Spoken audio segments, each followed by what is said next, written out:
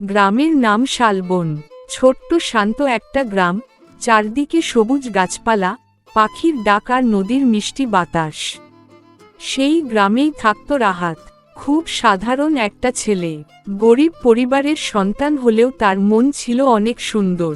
সে মানুষের সাহায্য করতে ভালোবাসত আর স্বপ্ন দেখত একদিন নিজের পরিবারকে সুখী করবে। একদিন বিকেলে নদীর ধারে বসেছিল রাহাত। হঠাৎ সে দেখল একটা মেয়ে দাঁড়িয়ে আছে। মেয়েটা সাদা জামা পরে নদীর পানির দিকে তাকিয়ে আছে। বাতাসে তার চুল উড়ছে। রাহাত ধীরে ধীরে কাছে গিয়ে বলল, আপনি কি কাউকে খুঁজছেন? মেয়েটা তাকিয়ে মৃদু হেসে বলল, না, এমনিই দাঁড়িয়ে আছি। আমি রাহাত, আমি মেঘলা।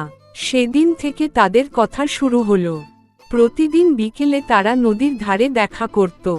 কখনো গল্প, কখনো হাসি, কখনো ছোট ছোট অভিমান।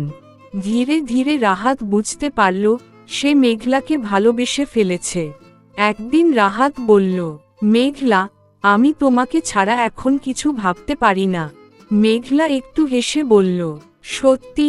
হ্যাঁ, আমি তোমাকে অনেক ভালোবাসি। মেঘলা নিচের দিকে তাকিয়ে বলল, আমিও।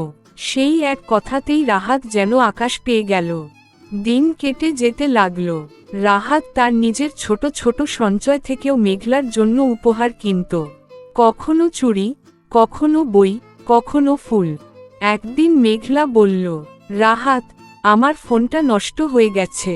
রাহাত বলল, আচ্ছা, আমি কিছু একটা ব্যবস্থা করছি। নিজের বহুদিনের জমানো টাকা দিয়ে সে একটা ফোন কিনে দিল। তারপর একদিন মেঘলা বলল, আমার কিছু টাকার দরকার। রাহাত না ভেবেই দিয়ে দিল। এভাবে চলতে লাগল। রাহাত ভাবত ভালোবাসা মানে বিশ্বাস। কিন্তু সে জানত না, বিশ্বাসের আড়ালেও অনেক সময় ছলনা লুকিয়ে থাকে। একদিন বিকেলে রাহাত নদীর ধারে অপেক্ষা করছে। 1 ঘন্টা, 2 ঘন্টা, মেঘলা এলো না। সে ফোন দিল, ফোন বন্ধ। পরদিনও একই। তারপর কয়েকদিন কেটে গেল। রাহাত পাগলের মতো খুঁজতে লাগল। হঠাৎ বাজারে তার বন্ধু সুমন বলল, রাহাত, একটা কথা বলবো? বল। আমি কাল শহরে মেঘলাকে দেখেছি। কোথায়? একটা ছেলের সাথে। রাহাত রেগে গেল, তুই মিথ্যা বলছিস। সুমন চুপ করে রইল। পরের দিন রাহাত শহরে গেল।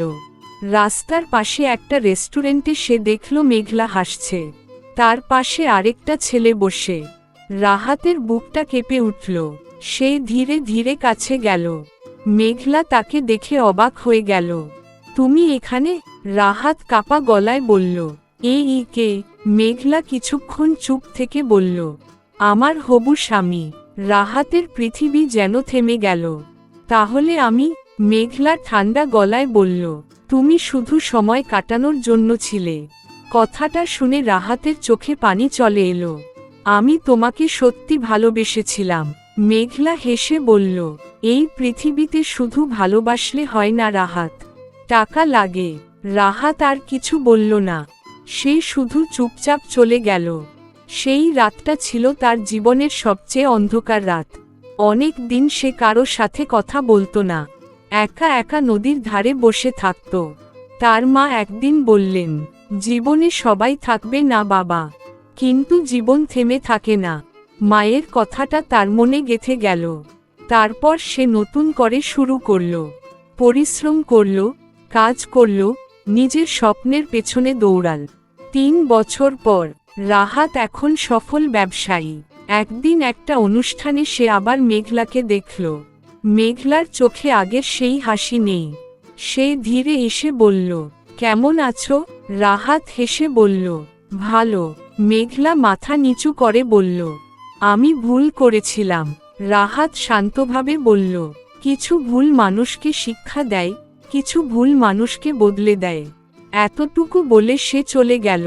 মেঘলা দাঁড়িয়ে রইল, কারণ সে সেদিন বুঝেছিল, সত্যিকারের ভালোবাসা হারিয়ে গেলে সেটা আর ফিরে পাওয়া যায় না।